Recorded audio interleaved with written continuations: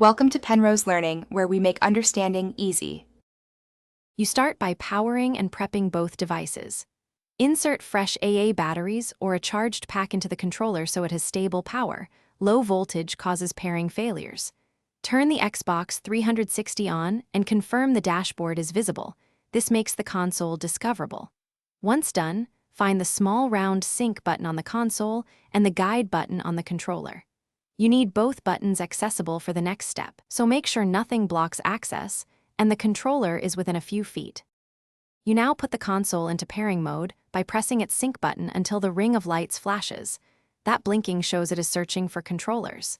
Next, press and hold the controller guide button to wake it, then press the small controller sync button, typically near the battery compartment, within 20 seconds to initiate the handshake. The radio negotiates channel and ID. When pairing succeeds, you'll see one quadrant of the controller ring light solid. If it keeps flashing, repeat with batteries checked. You finish by verifying full control. Navigate the dashboard, open a game, and test buttons and analog sticks to confirm responsive input. If the ring didn't lock to a single quadrant, replace or recharge batteries and try the sync again. Sometimes rebooting the console clears a stuck radio state.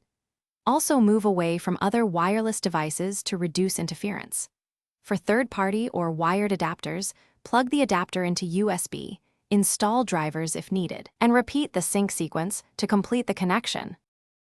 Thanks for watching. If this was helpful, leave a like and consider subscribing. See you next time.